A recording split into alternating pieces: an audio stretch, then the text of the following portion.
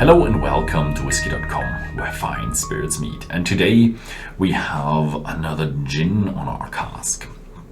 But we're not quite unfamiliar with the gin yet, because it comes from Suntory.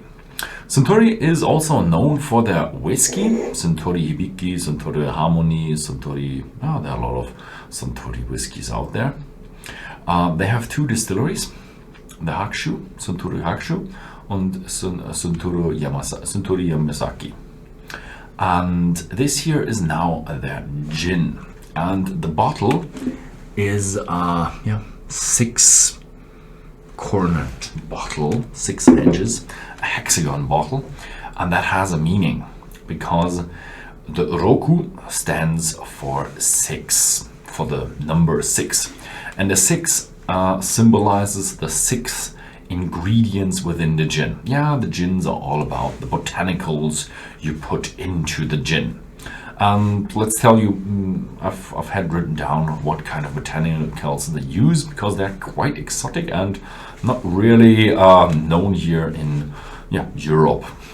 The botanicals are Sencha and Gyokuro, and these are both kind of teas, very Japanese, typical Japanese teas. Then we have the Sancho pepper, and the Sancho pepper is not like a pepper that we know, like very spicy and very hot, but it's more of a citrus kind of mixture, citrus and black pepper, and not that hot. I've never tried it, so I can't really exactly tell you. It's just what I've written and what I've studied.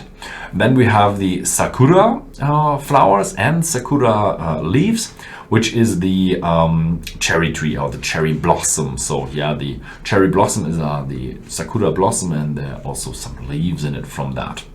Very Japanese as well.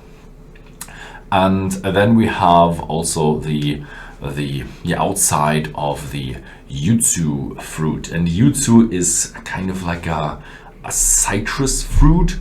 I think I've had dried yuzu before, but I've never tried any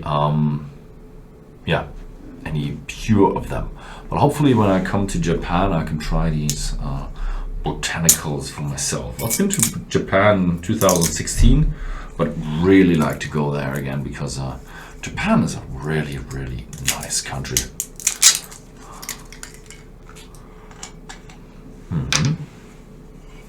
And it's the style of the bottle is also a little bit old school with an old style label. Very old school.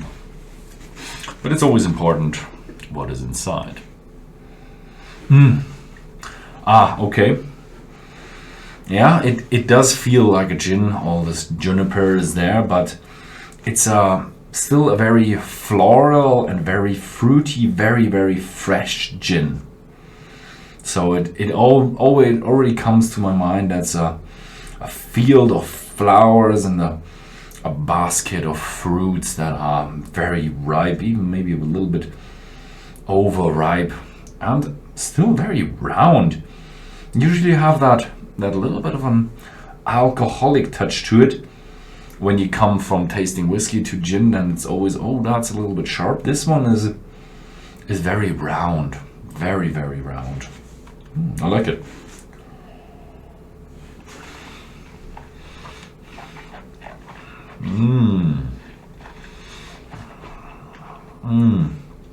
Nice. 43% ABV, so it's in the taste it's also very, very light, very fruity, slightly sweet. It always amazes me how the gin is just very lightly sweet. I would pack it somewhere between a bourbon and a Scotch whiskey, and not that sticky sweet that you would associate from the smell. The smell, I would say, that's something really sticky, sweet, candy like. But then you end up something Very fresh, very flowery. This one is even a bit going into the herbs region, so yeah, it's not quite as fruity as you would expect from a very fruity gin that is just been with fruits, but also a bit of a herb tone and tea tone within it. So a little bit of a bittersweet note when you just get into the finish. I like it. That's a good one.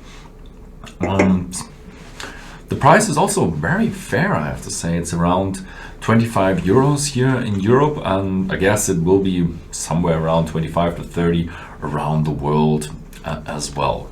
Yeah, that was it. Thank you very much for having the Roku Gin with me, and see you next time.